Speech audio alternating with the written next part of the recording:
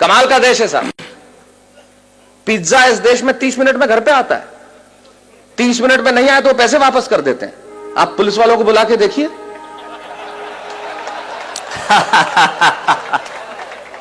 ये वो देश है जहां पे 8% में आपको कार का लोन मिलता है और 12% एजुकेशन लोन के देने पड़ते हैं।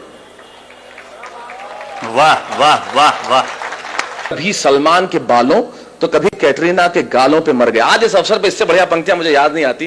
क्या बढ़िया बात कहते हैं वो कवि कि कभी सलमान के बालों कभी कैटरीना के गालों पे मर गए, कभी चुंबन कभी चेहरे कभी चालों पे मर गए। ऊपर बैठ के भगत सिंह भी कहते होंगे यार सुखदेव राजगुरु हम भी किन सालों के लिए मर गए। वाह वाह वाह वाह वाह वाह। अमेरिका में एक प्रांत है टेक्सास और वहां एक शहर है ह्यूस्टन। कुछ लोग हां भर रहे हैं। इससे यह जाहिर नहीं हो जाता कि उन्होंने देखा है और इससे यह भी जाहिर नहीं हो जाता कि उन्हें पता है। इससे यह जाहिर होता है कि आदमी समझदार है और सामने वाले को यह जताना जानता है कि मैं जानता हूं। तो टेक्सास में ह्यूस्टन शहर में जब मैं काव्य पाठ कर रहा था और काव्य पाठ करने के बाद जब मैं बैठा तो बैरागीदार जैसे लोग मिलते हैं आके मिले और कहने लगे माइक पे खड़े होकर बहुत चिल्लाते हो कि हमारा हिंदुस्तान ऐसा है, हमारा मुल्क ऐसा है, हमारा देश ऐसा है, हमारा देश वैसा है। आखिर तुम्हारे देश में रखा क्या है? यकीन मानिए मेरे मन को बहुत चोट पहुंची, बहुत पीड़ा हुई।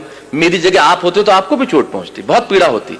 लेकिन मेरा दर्द सुनना साहब, मुझे चोट इसलिए नहीं पहुंची कि उसने मुझे ये कहा कि तुम्हारे मुल्क में क्या रखा है।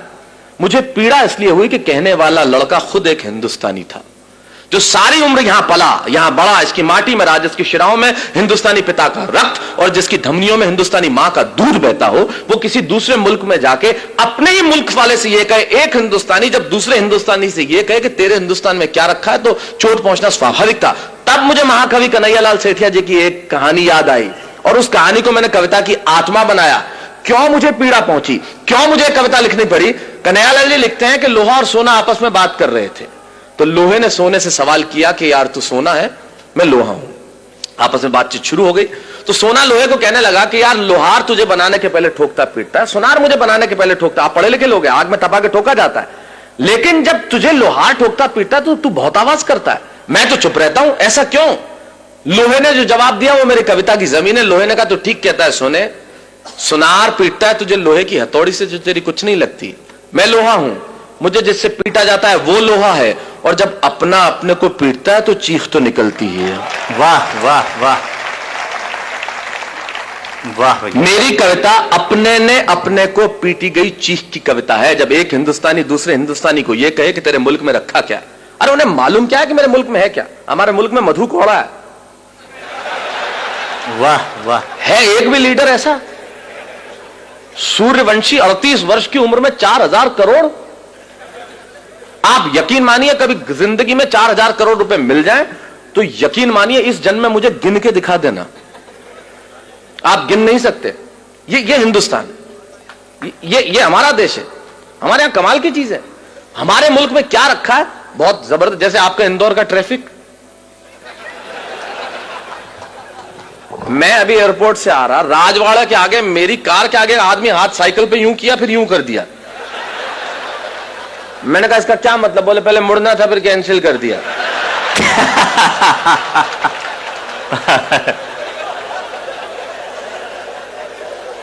अब कर लो, आप क्या कर लो, ये अपने इंडिया में ही हो सकता है।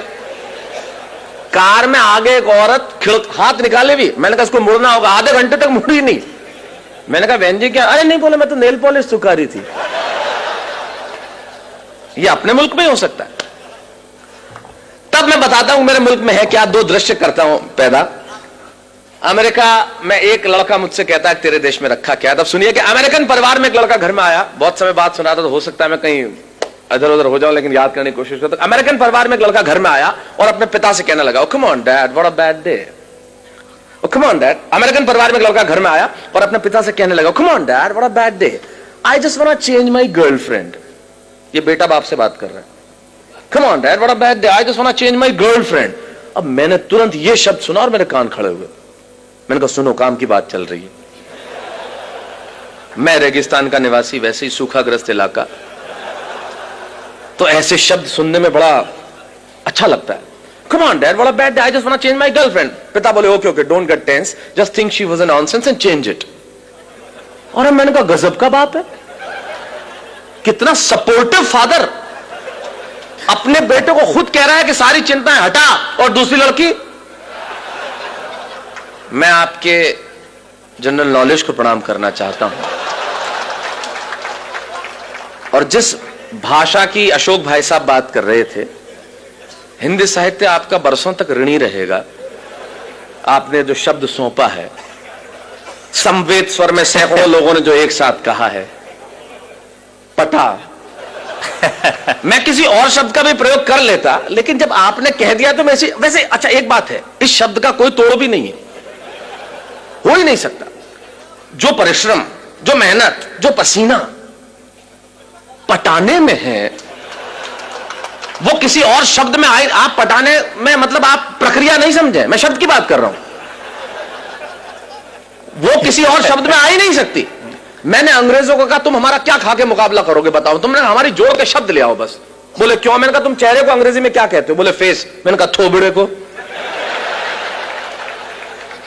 बताओ। बोले पत्नी को अंग्रेजी में क्या कहते? बोले वाइफ। मैंने कहा लुगाई। मैंने कहा तुम मुकाबला कर ले बस हमारा, कहीं से मुकाबला करके बता दे कि तू क्या करता है। मैंने कहा तुम्हारा किसी से मतलब तुम्हारा किसी से मोहब्बत हो जाए तो क्या बोलते? बोले अफेयर। मैंने कहा लफड़ा। बोल। मैंने कहा तुम अगर कुछ पियोगे तो क्या बोलोगे? बोले आई विल ड्रिंक लस्सी। मैंने कहा जा इंदौर में बोले एक गिलास लस्सी हेड़ ले।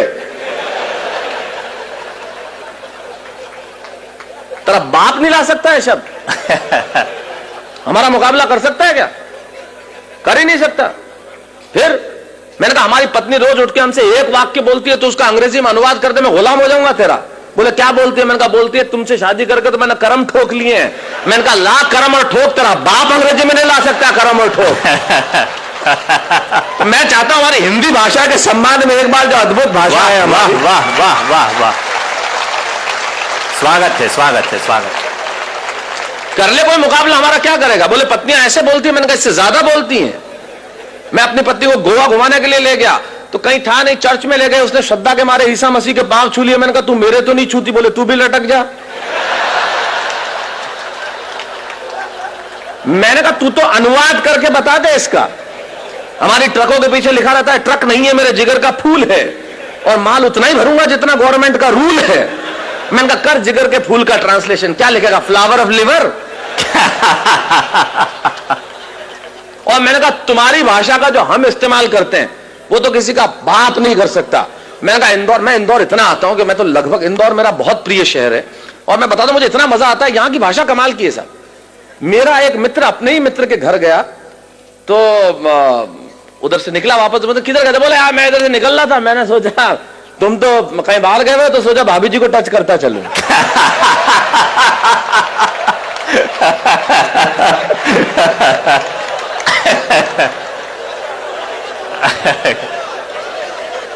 ये हम कर सकते, ये हमारी भाषा का।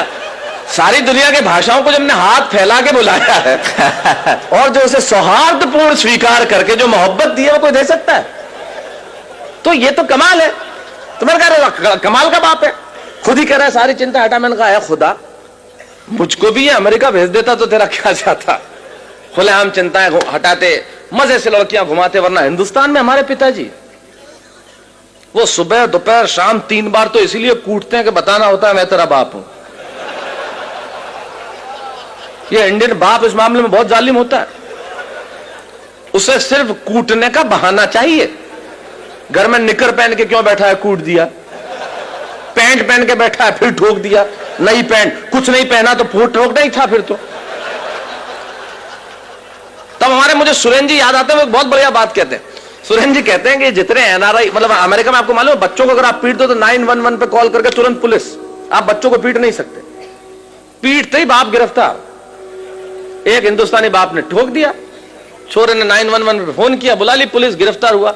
जैसे ही जेल से छूटा बाप, तीसरे ही दिन इंडिया की टिकट कराई बेटे के साथ, और दिल्ली एयरपोर्ट पे उतरते ही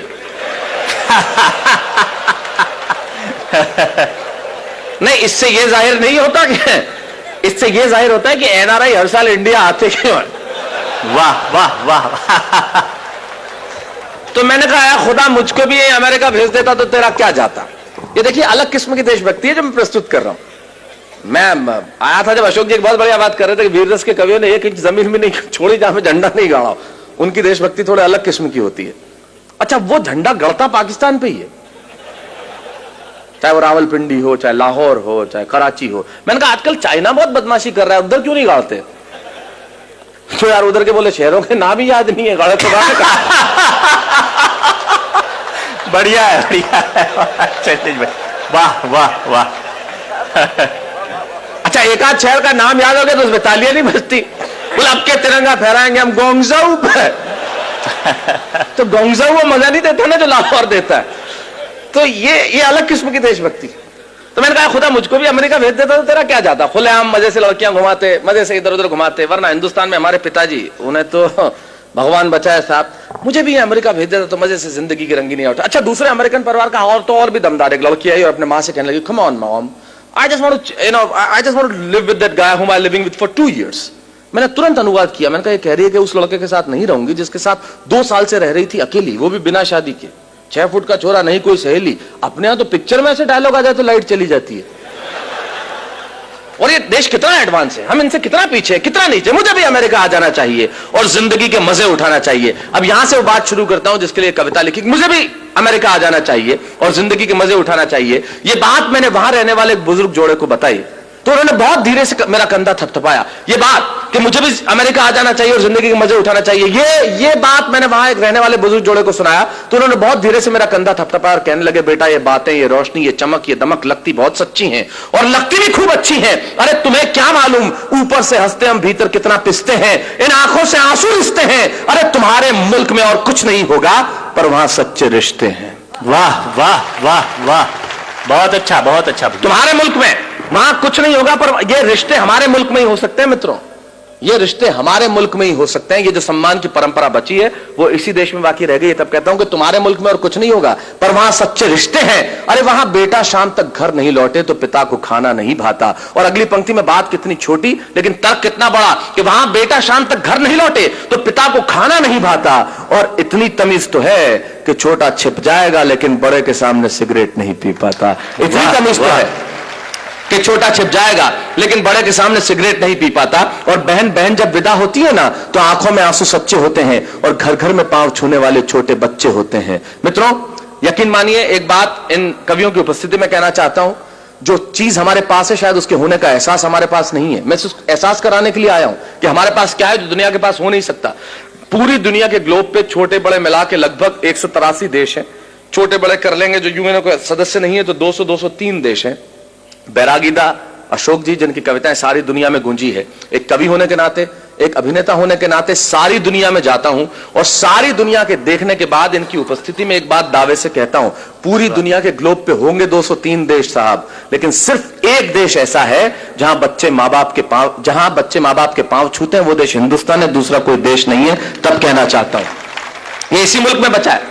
तब कहना चाहता हूं कि विदा होती है ना तो आंखों में आंसू सच्चे होते हैं और घर घर में पांव छूने वाले छोटे बच्चे होते हैं। ये बात सुन के मैं सोचने लगा कि बात में दोस्त दम है। हम तो सिर्फ हम हैं। अरे क्या नहीं है मेरे मुल्क में, भले आंखों में धुआं और चेहरों पे गुबार है, दिल्ली में ग्लूली लंगड़ी सरकार है, जेब में कुछ पैसा उधार है, न चमक है, न दमक है, न रोशनी है, न बिल्डिंग है, न कार है। मैं सारी चीजें स्वीकार करता हूं कि मेरे देश के पास नहीं है, लेकिन यकीन मानिए अगली पंक्ति में मैंने कविता नहीं लिखी। मैंने 125 करोड़ हिंदुस्तानियों के दिलों में बसने वाले एक शब्द को उठाया, उसे कलम की नोक पे रखा और पिरोता हूं आपके सामने और दावा करता हूं कि दुनिया भर के दौलत, दुनिया भर का वैभव तराजू के 2 पलड़े लीजिए और दुनिया भर का वैभव, दुनिया भर का यश, दुनिया भर की कीर्ति, दुनिया भर की समृद्धि तराजू के एक पलड़े में रख दीजिए और तराजू के दूसरे पलड़े में मेरे देश का सिर्फ एक शब्द जो आपके घर आंगन में और आपके दिलों में, यह शब्द सुन के अगर आपकी शिराओं में कहीं हिंदुस्तान बहता हो तो यहां से लेकर वहां तक मुझे बता देना कि मेरे देश के प्यास क्या है जो पूरी दुनिया के पास हो नहीं सकता। मैंने ये नहीं लिखा कि यहां सूरज सबसे पहले उगता है, मैंने ये भी नहीं लिखा कि यहां घास की रोटी खाने वाले महाराणा प्रताप हुए, मैंने ये भी नहीं लिखा कि सिकंदर के सेनापति अपनी बेटी की डोली यहां दे जाते हैं, मैंने ये भी नहीं लिखा कि यहां पन्ना धाय स्वामी भक्ति में बेटा कटवा देती है। मैंने ये नहीं लिखा कि हाड़ी रानी शीश काट के थाली में रख देती है। मैंने ये कुछ नहीं लिखा क्योंकि ये सच हम जानते हैं। मैं तो सिर्फ एक पंक्ति कहता हूं, एक शब्द मात्र कहता हूं कि वो जो हमारे देश में बसता है दुनिया भर में हो नहीं सकता। और रख दीजिए दुनिया भर का वैभव इस शब्द के सामने और फिर बताइए कि मेरे मुल्क के पास क्या है। कि बात में दोष दम है। हम तो सिर्फ हम हैं। अरे क्या नहीं है मेरे मुल्क में। भले आंखों में धुआं और चेहरों पे गुबार है, दिल्ली में लूली लंगी सरकार है, जेब में कुछ पैसा उधार है, न चमक है, न दमक है, न रोशनी है, न बिल्डिंग है, न कार है, पर मेरे देश में संस्कार है। वाह वाह वाह वाह वाह वाह।